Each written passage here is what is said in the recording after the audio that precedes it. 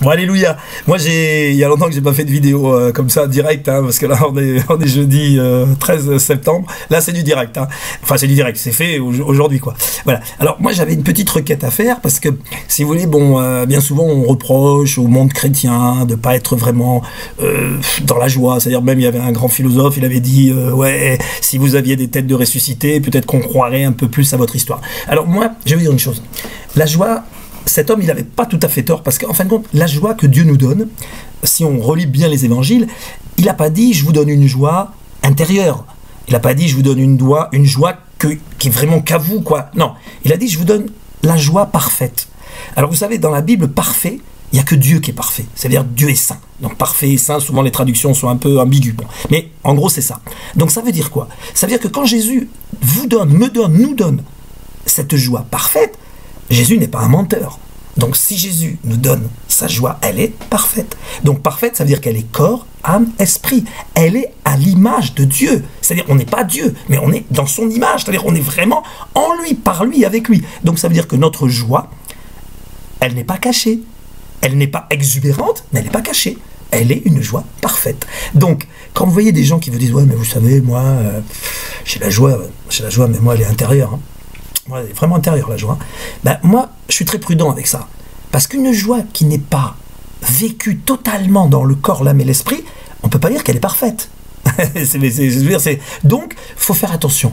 La vraie joie, elle est parfaite. Ça veut dire que si on ne l'a pas, ben demandons-la à Dieu. Si on n'a pas tout accueilli, c'est pas gênant. C'est pas arrivé. C'est comme le Saint-Esprit. Il y a des gens, ils ne croient pas au baptême du Saint-Esprit, ils ne croient pas qu'on peut parler en langue, ils ne croient pas qu'on peut avoir des dons de guérison, ils ne croient pas. Ben c'est leur droit. C'est leur droit. Il y a des gens, ils ne croient pas que Jésus est le Sauveur et le Messie. Il y en a même qui ne croient pas qu'il existait. Voilà, bon, c'est pas grave. Mais si on accueille la parole de Dieu et qu'on a accepté Jésus comme sauveur, maître et compagnie, parce qu'on va pas refaire une théologie là-dessus, parce qu'on sait très bien qu'on n'est pas sauvé par nos mérites, on n'est pas sauvé parce que je donne... La Bible est claire, j'ai beau donner à manger aux pauvres, j'ai beau faire ça, si j'ai pas l'amour, et l'amour c'est quoi? C'est le Christ qui vit en moi, c'est pas compliqué. Donc ça veut dire quoi? Ça veut dire que tout ce que je vais faire de bien, ne sera fait de bien. Pourquoi? Parce que Dieu, lui, les a préparés d'avance, et moi, je les pratique parce que je suis dans son amour. Voilà, c'est tout. Mais j'ai pas de mérite particulier. Hein, vous voyez ce que je veux dire? Alors, on peut, nous, sur le plan humain, on peut dire un mérite, parce que on peut ne pas le faire, c'est vrai. Mais en général, quand on est vraiment dans l'amour de Dieu, c'est normal d'aimer. C'est normal d'aider son prochain. C'est normal de faire les choses comme Dieu le veut. C'est logique. Il y a pas, on réfléchit pas. Vous voyez, on ne réfléchit pas. C'est comme dit la parole, Jésus a rendu par son sacrifice toutes nos pensées captives en lui. Hein, et par ses meurtrissures, il nous a guéris. Donc ça veut dire que par son sang, il nous a lavés. Ça veut dire qu'en lui, point de ténèbres. Et puis, il y a une phrase que je répète toujours. Alors moi, je vais la dire un peu... Ceux qui me connaissent savent très bien que j'aime bien allier le sérieux et l'humour. Parce que pour moi, l'humour, c'est sérieux. Et le sérieux, c'est aussi de l'humour. Ça veut dire quoi? Ça veut dire que quand Jésus nous sauve, c'est-à-dire il l'a fait, il l'a accompli. Bon. À un moment donné, c'est à nous d'accueillir. Parce qu'on peut passer à côté, c'est comme le soleil, hein, vous n'êtes pas obligé d'aller vous bronzer. Hein. Il brille, hein, mais vous n'êtes pas obligé d'aller vous bronzer. Hein. Vous pouvez rester à l'ombre. Hein. Mais là, c'est pareil. Donc ça veut dire que si j'accepte complètement, avec mon désir ardent, d'aspirer à sa victoire, parce qu'il... Ben, où est la condamnation? Il n'y a plus de condamnation pour ceux qui sont en Jésus-Christ. Alors par contre, si, moi, je vais vous dire, là, je vais peut-être surprendre certains, vous savez, perfectionnistes de la parole, là, qui savent tout et qui comprennent tout. Ben non, on est quand même condamné. On a une condamnation. Et, ouais, et je vais vous dire laquelle. Ben vous êtes condamné au bonheur éternel. Voilà, c'est votre condamnation. Il a dit le Seigneur, il n'y a plus de dettes. Les dettes ont été payées. La seule dette que l'on a, oui, on a une dette aussi. Ah, j'ai oublié de le dire. Parce qu'en fait, on a une condamnation et on a une dette. Et la dette, c'est de nous aimer les uns les autres. Voilà. Le programme est pas mal. Hein. Moi, je vous dis franchement, moi, j'étais pas chrétien avant, hein, quand j'étais plus jeune. Hein. Puis le jour où ça m'est tombé dessus, franchement, j'ai dit oui.